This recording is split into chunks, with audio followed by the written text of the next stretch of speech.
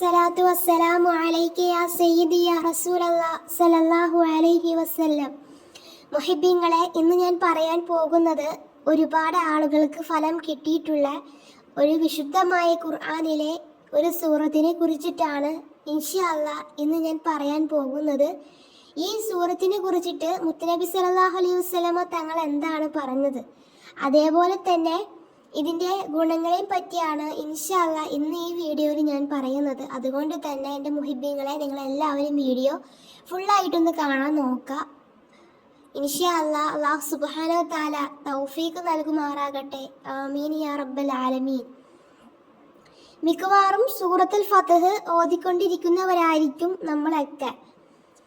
പക്ഷേ ഈ ഒരു സൂറത്ത് കൊണ്ട് കിട്ടുന്ന നേട്ടങ്ങളെ കുറിച്ചിട്ട്, അല്ലെങ്കിൽ ആഗ്രഹം സാധിച്ച് കിട്ടുന്ന ഒരു സൂറത്താണോ എന്നൊരു പക്ഷേ നമുക്കറിയാത്തവരായിരിക്കാം നമ്മളൊക്കെ. വിശുദ്ധ ഖുർആനിലെ 48-ാമത്തെ അധ്യായമാണ് സൂറത്തുൽ ഫത്ഹ്.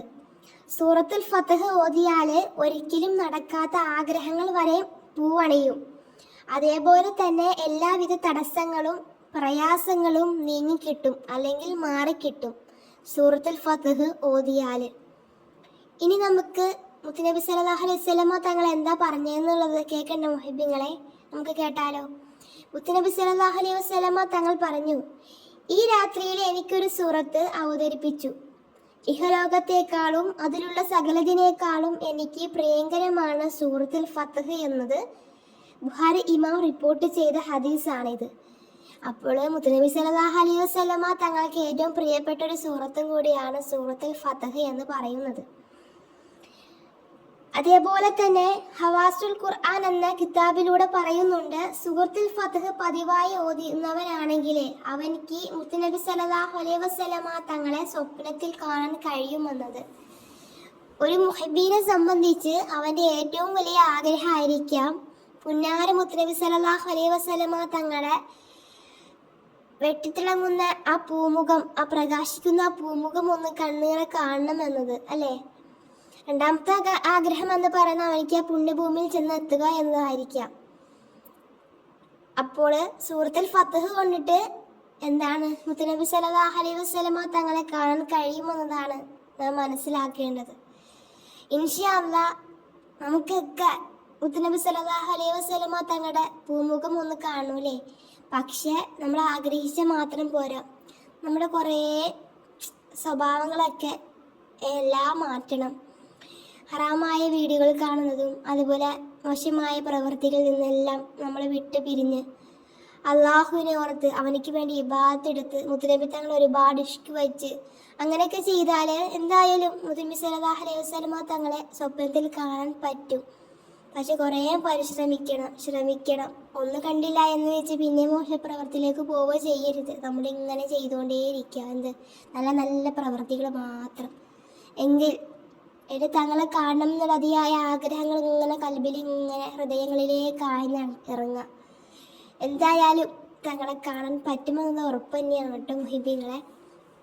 ചിലവരാളുകൾ കാണാൻ പറ്റാതെയാകുമ്പോൾ ലാസ്റ്റ് പിന്നെ മോശത്തിലേക്ക് പോണവരുണ്ടായിരിക്കാം, അല്ലെങ്കിൽ അങ്ങനെ ഓരോ പ്രവൃത്തിയിലേക്ക് പോകുന്നവരുണ്ടായിരിക്കാം. പക്ഷെ അങ്ങനെയൊന്നും പോവാണ്ട് നമ്മൾ എല്ലാം ക്ഷമിച്ച് തങ്ങൾ എനിക്ക് കണ്ടേ മതിയാവും എന്നുള്ള ഒരു ഇതിൽ പോവാണെങ്കിൽ, നല്ല രീതിയിൽ അള്ളാഹുവിനെ ഇബാദത്ത് എടുത്ത് സലാത്തുകളൊക്കെ ചൊല്ലി നല്ല നല്ല പ്രവർത്തികൾ മാത്രം ചെയ്ത് കൊണ്ടിട്ട് മുന്നോട്ട് പോയാൽ ഒരു പക്ഷേ തങ്ങളെ കാണാൻ പറ്റും എന്നതാണ്.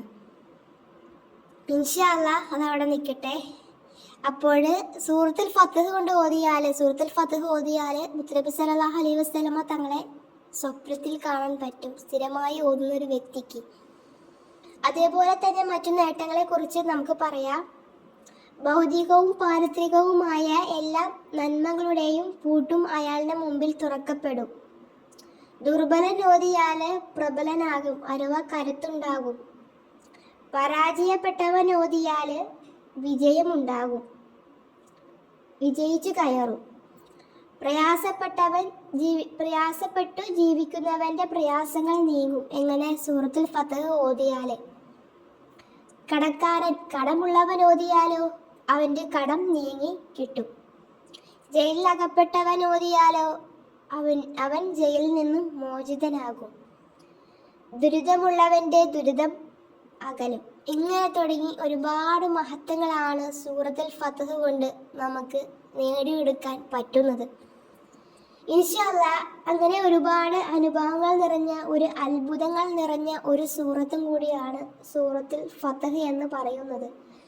ഈ ഒരു സൂറത്തുൽ ഫത്ഹ് കൊണ്ട് ഒരുപാട് ആളുകൾ വിദേശത്ത് പോയ, അതുപോലെ തന്നെ ഒരുപാട് മഹത്വങ്ങളുണ്ട്, ഒരുപാട് ആഗ്രഹങ്ങൾ സാധിച്ചു കിട്ടിയിട്ടുള്ള ഒരു സൂറത്തും കൂടിയാണ് സൂറത്തുൽ ഫത്ഹ് എന്ന് പറയുന്നത്. ഇൻഷാ അല്ലാഹ് അല്ലാഹു സുബ്ഹാനഹു വ തആല നമുക്കൊക്കെ ഈ സൂറത്തുൽ ഫത്ഹ് നിത്യേന ഓതാനുള്ള തൗഫീഖ് നൽകുമാറാകട്ടെ. ആമീൻ യാ റബ്ബൽ ആലമീൻ. ഇൻഷാ അല്ലാഹ് നമുക്ക് സൂറത്തുൽ ഫത്ഹ് പതിവാക്കി ഓതണം. അതിനെന്ത് വേണം? നമ്മുടെ അള്ളാഹുവിനോട് നമ്മൾ 5 വഖത്ത് ദുആ ചെയ്യുക. കാരണം പഠിച്ചോ നിശ്ചയിച്ചെങ്കിലാണ് നമ്മുടെ എന്ത് കാര്യങ്ങളും നടന്നു കിട്ടത്തുള്ളൂ. നമ്മൾ സ്വയം ആഗ്രഹിച്ചുകൊണ്ട് മാത്രം അത് നടന്നു കിട്ടില്ല. പഠിച്ചോൻ്റെ തീരുമാനം കൂടി ഉണ്ടാവണം. അപ്പോൾ അതുകൊണ്ട് തന്നെ നമ്മുടെ എന്ത് ആഗ്രഹം ഉണ്ടെങ്കിലും പഠിച്ചോനോട് ദുആ ചെയ്യുക. നമ്മുടെ ആഗ്രഹങ്ങളെ സാധിച്ച് കിട്ടാൻ വേണ്ടിയിട്ട്. ഇൻഷാ അല്ലാഹ് അപ്പോൾ സൂറത്തുൽ ഫത്ഹ് കൊണ്ട് നമ്മുടെ ആഗ്രഹങ്ങൾ സാധിച്ച് കിട്ടും.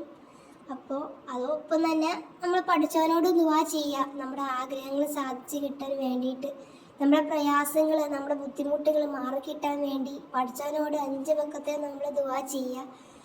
ഇൻഷാ അല്ലാഹ് അല്ലാഹു സുബ്ഹാനഹു വ തആല അവൻ്റെ ഇഷ്ടപ്പെടുന്നവരുടെ കൂട്ടത്തിൽ നമ്മളൊക്കെ ഉൾപ്പെടുത്തുമാറാകട്ടെ. അവന് വേണ്ടി ഇബാദത്തെടുത്ത് ജീവിക്കാനുള്ള തൗഫീഖ് അല്ലാഹു സുബ്ഹാനഹു വ തആല നമുക്കൊക്കെ നൽകുമാറാകട്ടെ. കാരണം എന്ന് കഴിഞ്ഞാൽ മോശമായ പ്രവൃത്തിയിൽ നിന്നെല്ലാം നമ്മൾ വിട്ടുപിരിഞ്ഞ് അള്ളാഹുവിന് ഇഷ്ടമുള്ള രീതിയിൽ ജീവിക്കാൻ അല്ലാഹു സുബ്ഹാനഹു വ തആല നമുക്കൊക്കെ തൗഫീഖ് നൽകുമാറാകട്ടെ. ആമീൻ യാ റബ്ബൽ ആലമീൻ. ദുആ വസിയത്തോടെ ഇൻഷാ അല്ലാഹ്.